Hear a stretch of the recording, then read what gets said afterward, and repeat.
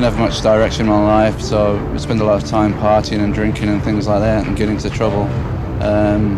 So when I started bodybuilding, it was something really, I felt, something really positive that I could put my energy into.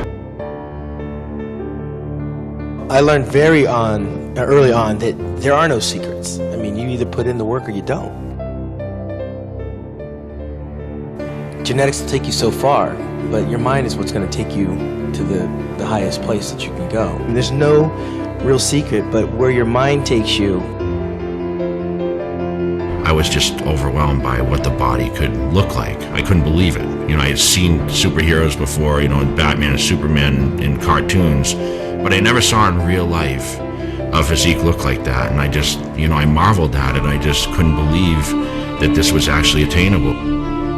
What's going to separate the guy from first place, from second, from 10th place, then it's going to be what you put into it. You get out what you put in, and I think I put in more than everybody else. I was mentally stronger, I always trained harder. I knew that, and my competition knew that. So that's why they couldn't beat me. All of the doubters, a lot of times you will find in a great champion that they drove and got their determination from people that told them what they couldn't do. That drives us in the gym. It makes us better athletes and more hungry bodybuilders. This is what established, Jay Cutler. This is who I am. I fell in love with this iron game for so many years ago when I mentioned I was 12 years old.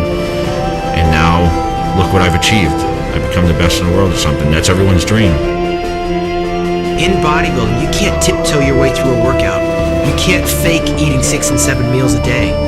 There's no way you can properly recover by training hard and then going out and partying all night.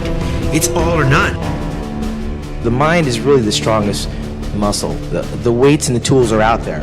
It's how you use them and where your mind takes you. But it really is a mindset for me. That's what separates my exercises, my training, and my philosophy.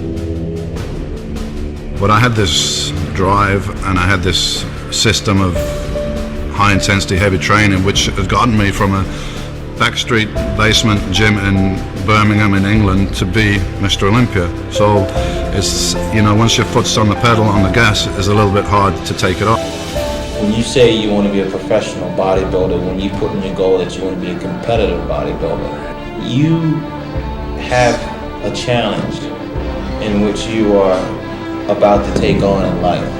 You have to be positive.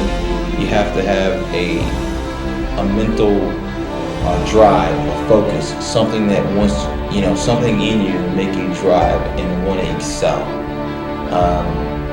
It's a very hard sport.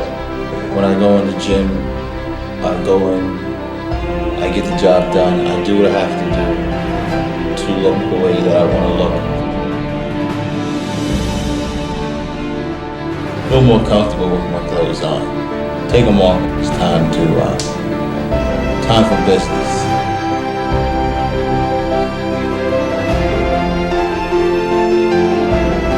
I'm having too much fun to be tired. Of course, yeah, I'm joking around when I say it's called everybody want to be a bodybuilder, but nobody want to lift no heavy ass weight, and that's true.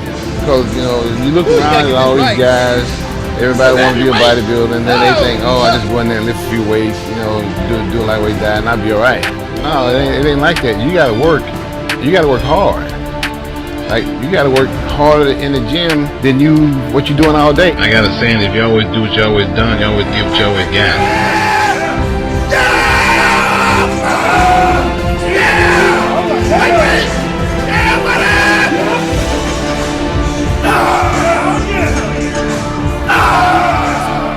My first love is martial arts. I started that in Fresno when I was 7 years old, and it's still my first love to this day.